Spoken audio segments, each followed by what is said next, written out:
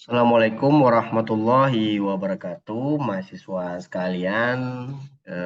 Kembali berjumpa dengan saya pada sesi yang kedua. Kali ini kita akan membahas eh, statistika parametrik, ya, statistika parametrik. Nah, minggu yang lalu tadi, sesi yang pertama tadi kita sudah membahas statistika deskriptif. Sekarang kita masuk ke statistika non parametrik. Statistika non-parametrik ini sebenarnya statistik yang bisa digunakan ya untuk menguji hipotesis ya dengan melibatkan parameter populasi yang diambil dari parameter sampel. Nah, misalkan seperti apa? Misalkan eh, ada suatu kasus ya. Jadi Bapak Joko Widodo memperkirakan pendapatan orang Indonesia rata-rata pendapatan orang Indonesia itu 3.500.000 rupiah. Nah, itu kita sebut sebagai parameter populasi. Nah, kemudian ada seorang peneliti dari Universitas Kumar, Fakultas Ekonomi, misalkan seperti itu ya. Beliau ingin menguji apakah benar yang disampaikan oleh Bapak Jokowi bahwa rata-rata pendapatan orang Indonesia itu 3.500.000 rupiah atau benar atau tidak seperti itu ya. Nah, untuk menguji itu, maka si peneliti tadi mengambil sampel di beberapa provinsi, ya. Di provinsi DKI, provinsi Jawa Timur, provinsi Jawa Tengah, gitu ya. Lalu diperoleh sampel misalkan sebesar 1.000 sampel. Nah, dari 1.000 sampel itu nantinya akan dilakukan dilakukan uji hipotesis, ya. Hipotesis apakah nantinya benar statement dari Bapak Jokowi atau tidak. Itu namanya parameter sampel. Jadi menguji parameter sampel yang melibatkan dari parameter populasi tadi. Nah, ada beberapa jenis uji parametrik ya. Ada uji Z ya, ada one tail, ada two tail ya. Kemudian ada uji T, korelasi person, RAL, ANOVA, dan lain-lain. Jadi banyak sekali uji untuk parametrik ini. Nah, sebelum kita jauh membahas uji-uji tersebut, maka sebelumnya kita harus mengetahui dulu syarat-syarat uji. Ya. Apa yang menjadi syarat pemilihan uji statistik parametrik? Jadi kalau syarat yang paling mutlak ya, paling penting untuk pemilihan uji statistik parametrik itu adalah normalitas data. Apakah data tersebut itu normal atau tidak? Ya. Jadi kita harus menguji dulu apakah data tersebut normal atau tidak. Nah, untuk menguji normalitas data itu ada beberapa cara. Ada beberapa cara. Yang pertama bisa menggunakan Kolmogorov, Smirnov, ya. Ada yang bisa menggunakan Shapiro-Wilk atau membuat kurva grafik ya seperti kurva histogram, box plot, Gini plot dan lain-lain. Nah, dalam hal ini pada sesi kedua ini kita akan mencoba menguji normalitas data menggunakan uji normalitas Kolmogorov-Smirnov ya. Menggunakan uji Kolmogorov-Smirnov. Nah, kita coba share screen ya. Share screen. Oke, kita coba share screen. Nah, kita masih menggunakan data yang sebelumnya ya, data yang sesi pertama tadi, yaitu data berat badan ya, data berat badan mahasiswa ya. Nah, kita akan mencoba menguji normalitas data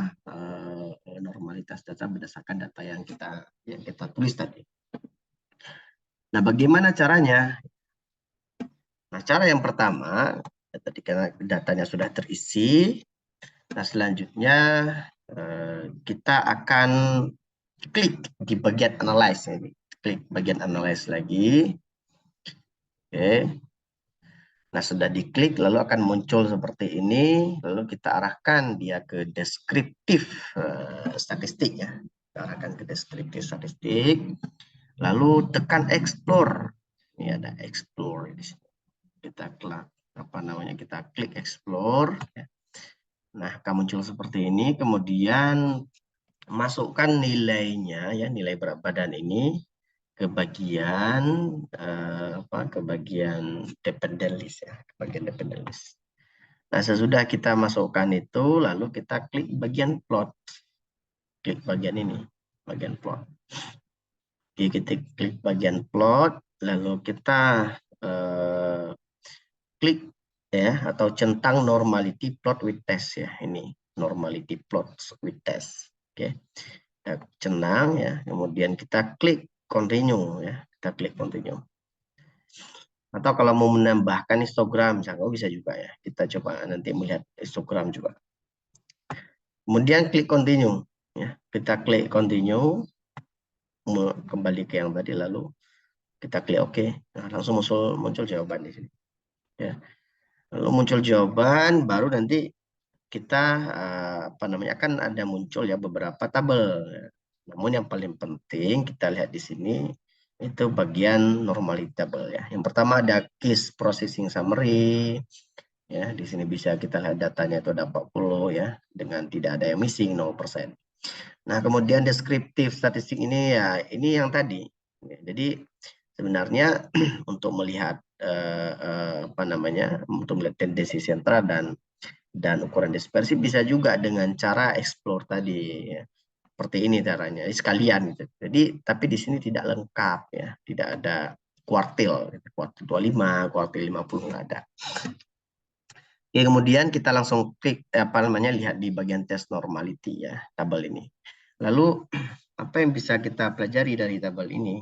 Nah, di sini kan ada dua tabel ya, ada tabel Kolmogorov dan ada tabel Shapiro-Wilk. Nah, ada tabel Kolmogorov, ada tabel Shapiro-Wilk. Nah, hal pertama yang akan kita lihat itu adalah jumlah DF-nya, atau jumlah N-nya. Nah, karena jumlah N kita itu lebih dari 30, ya, maka yang kita pilih itu adalah Kolmogorov-Smirnov ya, tabel yang ini. Ya, sedangkan misalkan suatu saat nanti N-nya itu 20, maka yang kita lihat itu adalah tabel Shapiro-Wilk atau tabel yang sebelah kanan ya.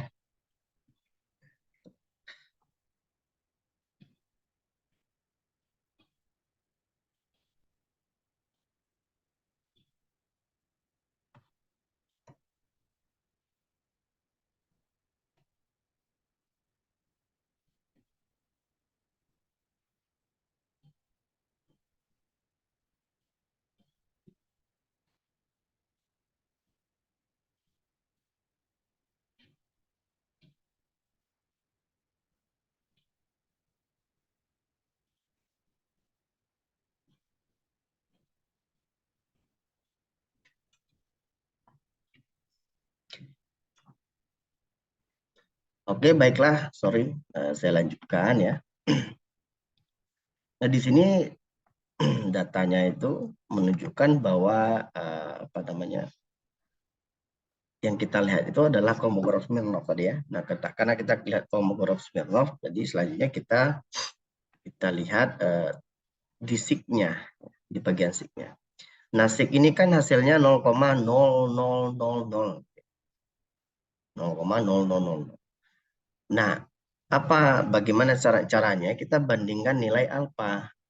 Kita bandingkan nilai alfa. Ya, coba saya tulis. Oke. Nah, ini dia nilai alfa itu sudah ketetapan ya 0,05. Sedangkan nilai SIG tadi, nilai SIG ada berapa? 0,000. Ya. Nah, apa yang bisa kita simpulkan? Nah, ingat ya, seandainya nilai SIG lebih besar, maka data berdistribusi normal. Begitu juga kebalikan ya. Nah, kita lihat di sini berarti lebih besar nilai alfa ya dibandingkan nilai SIG.